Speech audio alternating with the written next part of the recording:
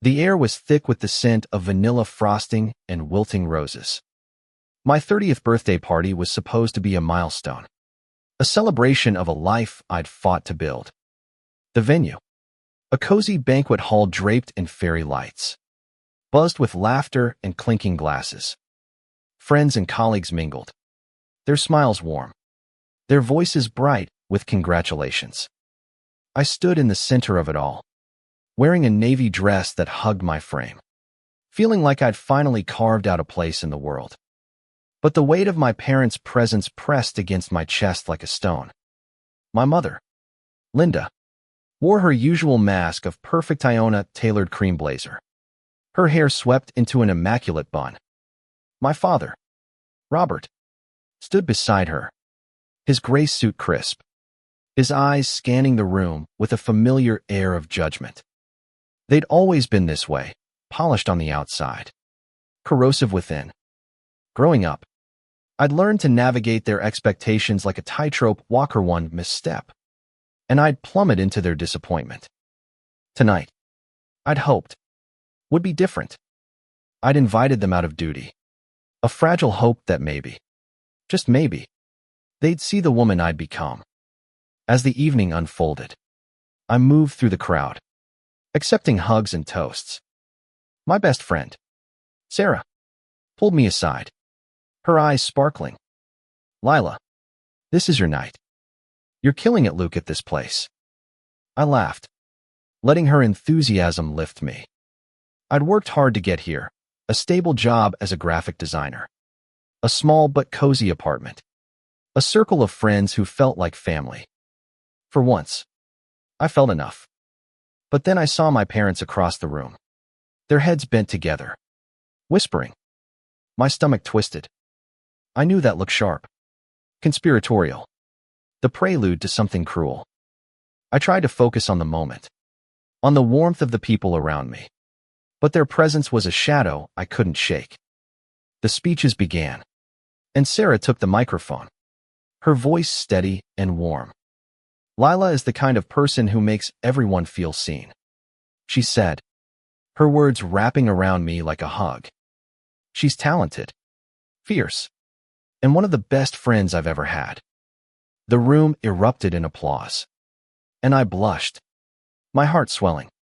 But when I glanced at my parents, their faces were stone. My mother's lips were a thin line, my father's arms crossed tightly. Then, my mother stood. "I'd like to say a few words," she announced, her voice cutting through the chatter like a blade. The room fell silent, and my pulse quickened. She stepped to the microphone, her smile practiced but cold. "Lila, 30 years old. It's something to celebrate, I suppose." A murmur rippled through the crowd, confusion tinged with unease. I froze, my fingers tightening around my glass. 30 years, she continued, her tone sharpening. "And yet, what do we have to show for it? A rented apartment, a job designing, what? Posters. No husband, no children, no real accomplishments." Her words landed like punches, each one stealing my breath. The room was a blur of shocked faces, but I couldn't look away from her. My father nodded, his expression smug, as if she'd spoken some universal truth. "Lila could have been so much more," my mother went on, her voice dripping with pity. "We gave her everything: private schools, music lessons, opportunities most kids would kill for. And yet, here we are, celebrating mediocrity." She paused, letting the word hang in the air. A few guests shifted uncomfortably, their eyes darting to me. Sarah reached for my hand, but I was numb, rooted to the spot. My father stepped forward, taking the microphone. "We're not here to be cruel," he said, his voice deceptively gentle. "We just want what's best for our daughter. We always have. But sometimes, tough love is the only way." He looked at me, his eyes hard. "Maybe this milestone will wake you up. Lila, you're not getting any younger." The room was silent, the air heavy with humiliation. My cheeks burned, tears prickling at the corners of my eyes. But I refused to let them fall. I wanted to scream, to tell them they were wrong, that my life was mine to define. But the words caught in my throat, choked by years of their criticism, their control. Sarah broke the silence, her voice trembling with anger. "That's enough," she snapped, stepping toward them. "This is Lila's night. If you can't celebrate her, you can leave." A few guests murmured in agreement, but my parents didn't flinch. My mother raised an eyebrow, as if Sarah's outburst was beneath her. My father simply handed the microphone back to the DJ and returned to his seat, as if nothing had happened. I don't remember much after that. The party continued, but the joy had drained from it. Friends tried to comfort me, their words soft and kind, but they couldn't erase the sting of my parents' words. I smiled. I laughed. I cut the cake. But inside, I was unraveling. That night, as I lay in bed, the memory of their voices echoed in my mind. Mediocrity, disappointment, failure. But something else stirred within me, a spark of defiance, a refusal to let their words define me. I'd spent my life trying to please them, to prove I was enough. No more. They'd crossed a line, humiliated me in front of everyone I cared about, and I wasn't going to let it go. The next morning, I sat at my kitchen table, a cup of coffee growing cold in my hands. My laptop was open, and I was researching something I'd never considered before, suing my own parents. It sounded extreme, absurd even, but the more I read, the more it made sense. Emotional distress, defamation, public humiliation. Their actions weren't just cruel. They were actionable. I wasn't just fighting for myself. I was fighting for the right to define my own worth. I called Sarah, my voice steady despite the knot in my chest. "I'm going to do something about this," I told her. "I'm taking them to court." She was quiet for a moment, then said, "Lila, whatever you need, I'm here. They don't get to do this to you." By the end of the week, I'd found a Layera sharp, empathetic woman named Rachel who listened to my story without judgment. "This won't be easy," she warned, her eyes kind but serious. "Suing your parents is rare, and it's messy, but you have a case. Their actions were public, intentional, and damaging. We can argue emotional distress and defamation." I nodded, my resolve hardening. "I'm ready," I said, and for the first time in years, I believed it. The weeks that followed were a blur of meetings, documents, and sleepless nights. Rachel's office became a second home, its walls lined with law books and framed degrees. She was meticulous, piecing together evidence like a detective. We gathered witness statements from guests at the party, their words a painful but necessary record of that night.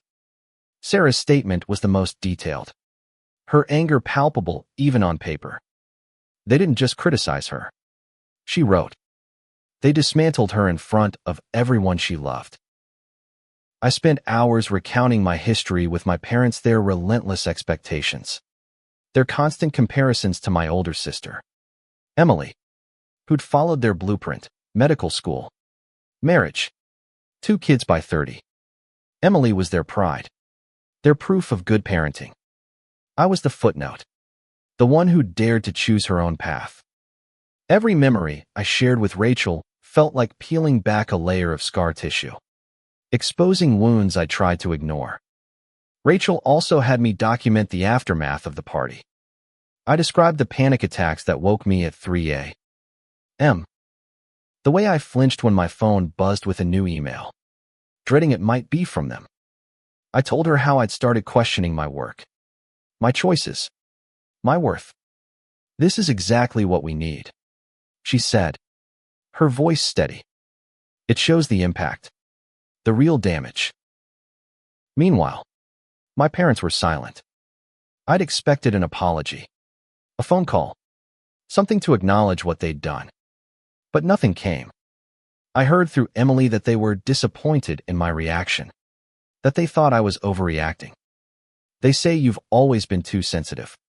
Emily told me over coffee, her tone apologetic but distant. She didn't understand, she'd never had to. I didn't blame her, but it hurt to realize even she couldn't fully see my side. The legal process was daunting. Rachel explained that we'd file a civil lawsuit for intentional infliction of emotional distress and defamation.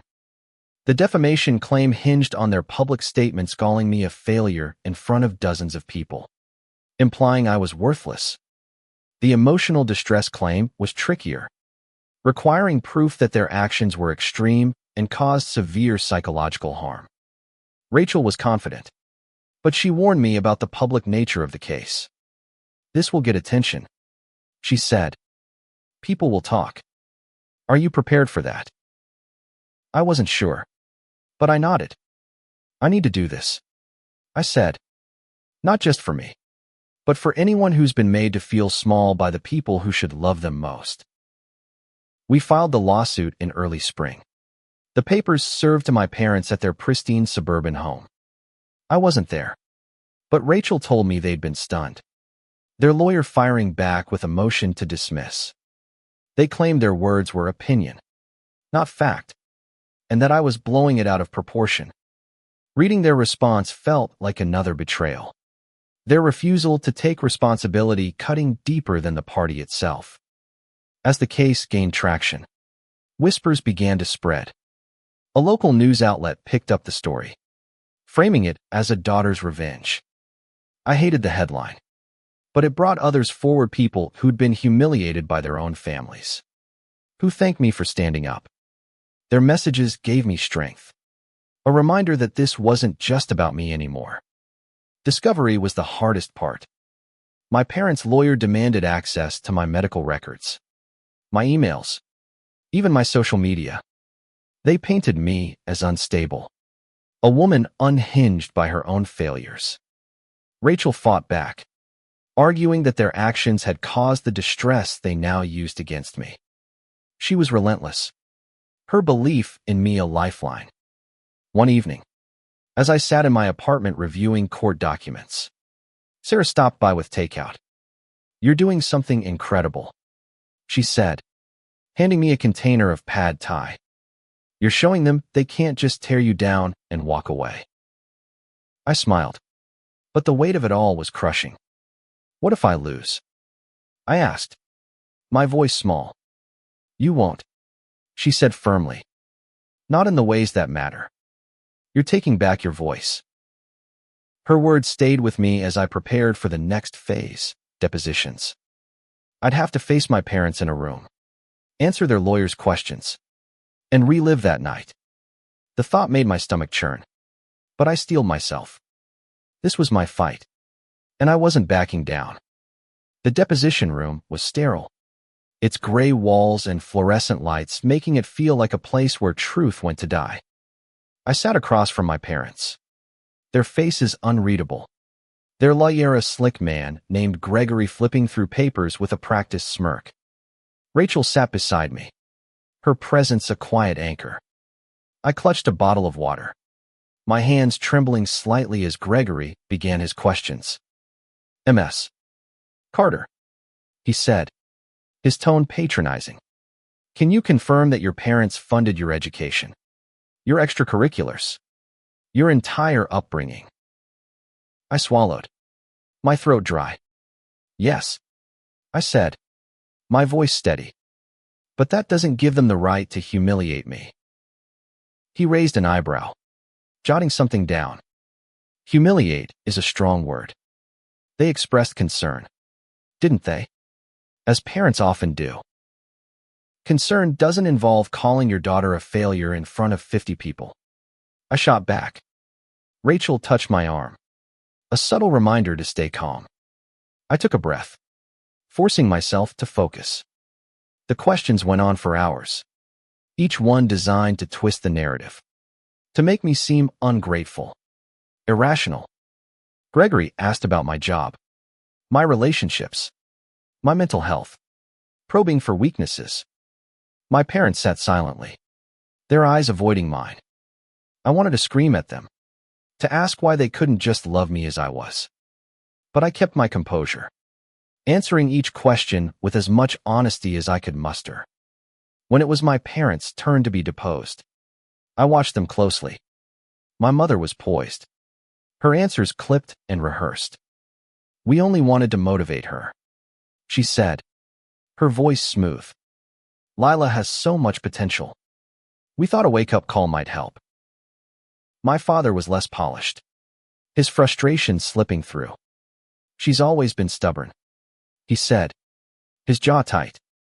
We gave her everything, and she threw it away for this. He gestured vaguely, as if my life were a mess to be swept under the rug. Rachel's questions were surgical, exposing the cracks in their story. Did you consider how your words might affect Lila's mental health? She asked my mother. Did you think about the impact of shaming her publicly? My mother hesitated, her mask slipping for a moment. We didn't mean to hurt her, she said, but the words felt hollow. A performance for the record. The depositions left me drained, but they also clarified something. My parents didn't see me. To them, I was a project that had failed, a reflection of their own shortcomings they refused to acknowledge. That realization hurt, but it also freed me. I didn't need their approval anymore. Back at home, I found solace in small things, sketching new designs, cooking with Sarah, reading the messages from strangers who supported me. One email, from a woman named Maria, stood out. My parents did the same to me. She wrote, "They made me feel like nothing. You're giving me the courage to stand up for myself." I read her words over and over, a reminder that this fight was bigger than me. As the trial date approached, Rachel prepared me for what was to come. "They'll try to make it about you," she said. "They'll say you're oversensitive, that you're dragging them through this for attention. But we'll focus on the facts, what they said, who heard it, and how it hurt you." I nodded, my resolve strengthening. "I just want them to understand," I said. "Not just for me, but so they never do this to anyone else." Rachel smiled, a rare softness in her eyes. "That's why we're doing this," she said. "You're not just fighting for yourself, you're fighting for everyone who's been silenced." The night before the trial, I sat on my balcony, the city lights stretching out before me.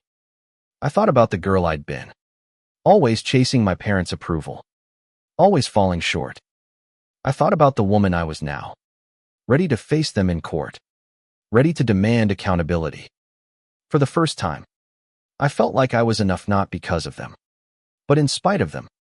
The courtroom was smaller than I'd imagined, its wooden benches worn but polished, the air heavy with the weight of justice. I sat at the plaintiff's table, Rachel beside me, her briefcase open to a stack of neatly organized documents. Across the room, my parents sat with their lawyer, their faces a mix of defiance and discomfort. My mother's posture was rigid, her hands clasped tightly. My father stared straight ahead, avoiding my gaze. The gallery was half full, friends, a few reporters, and strangers who'd heard about the case. Sarah sat in the front row, her presence a quiet strength. The judge, a woman with silver hair and sharp eyes, called the court to order. Rachel stood, her voice clear and commanding as she delivered our opening statement. "This case is about accountability," she began. Lila Carter invited her parents to her 30th birthday, hoping to share her joy. Instead, they chose to publicly shame her, to tear down her accomplishments in front of her loved ones. Their words weren't just cruel, they were calculated, designed to wound. "We're here to prove that their actions caused real harm, and to ensure they face the consequences." Gregory's opening was predictably dismissive. "This is a family matter," he said, his tone almost bored. "My clients expressed their honest opinions, as parents do. MS. Carter has taken this personally, but that doesn't make it a legal issue. This lawsuit is an overreach, an attempt to punish loving parents for caring too much. I clenched my fists under the table, my nails digging into my palms. Loving parents. The words felt like a mockery. The first witness was Sarah, who recounted the party with painful clarity. Lila was glowing that night. She said, her voice steady but emotional. She'd worked so hard to build her life. And then her parents, they just tore it apart. I've never seen her so humiliated. Gregory tried to trip her up, suggesting she'd misheard or exaggerated. But Sarah held her ground, her loyalty unwavering. Other guests testified, their stories echoing Sarah's. A colleague described the awkward silence that followed my parents' speeches, the way the room's energy shifted from joy to shock. A friend from college spoke about my reaction afterward, how I tried to hide my tears. Each testimony built our case, painting a picture of deliberate cruelty. When I took the stand, my heart pounded so loudly I thought the room could hear it. Rachel's questions were gentle but direct, guiding me through the night. The aftermath. The years of my parents' criticism. How did their words make you feel? She asked. I took a deep breath, my eyes fixed on the judge. Like I was nothing. I said, like everything I'd worked for me career. My home. My friendships meant nothing because it wasn't what they wanted. I felt erased. Gregory's cross-examination was brutal. He painted me as ungrateful, a spoiled child who couldn't handle criticism. Your parents paid for your education, didn't they? He asked. They supported you for years. Isn't it possible they were just trying to push you to be better? I met his gaze, my voice firm. There's a difference between pushing someone and breaking them. They didn't just criticize me, they humiliated me in front of everyone I care about. They wanted to control me, not help me. The courtroom was silent, the weight of my words settling over the room. I glanced at my parents, hoping for some sign of remorse, but their faces were blank, unyielding. That night, Sarah took me out for dinner, trying to lift my spirits. You were incredible up there, she said, raising her glass. You told the truth, Lila. That's what matters. But the truth was heavy, and the trial was far from over. As I lay in bed, I thought about what was coming, my parents' testimony, their chance to justify what they'd done. I didn't know if I was ready to hear it, but I knew I had to be. This wasn't just about winning, it was about reclaiming my story, my worth, my life. The second week of the trial was a storm of emotions. My parents' testimony was scheduled, and I braced myself for their version of the truth. Rachel had prepared me, warning that they'd likely lean on their narrative of tough love, painting themselves as well-meaning parents misunderstood by an ungrateful daughter.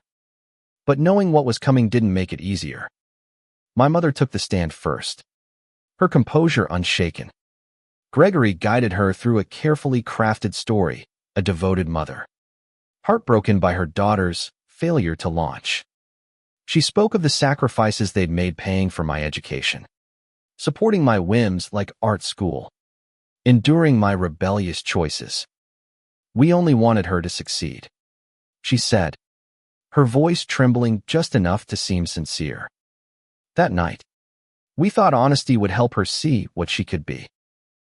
Rachel's cross-examination was relentless. Did you consider apologizing? She asked. After seeing Lila's distress, did you reach out to make amends? My mother hesitated, her eyes flickering. We thought she needed time, she said. We didn't want to coddle her. Coddle her? Rachel pressed. Or take responsibility for the pain you caused. My mother had no answer, her silence louder than her words. My father's testimony was worse. He was defensive, his voice sharp with frustration. Lila's always been difficult, he said. She rejected everything we gave her. We were trying to wake her up. to make her see she's wasting her life. His words cut deep, not because they were true, but because they echoed the doubts I'd fought for years. Rachel didn't let him off easily. "Mr. Carter, did you know Lila has been promoted twice in the last 3 years? That her designs have won industry awards? Did you know she's built a community of friends who admire her?" My father's jaw tightened, but he didn't respond.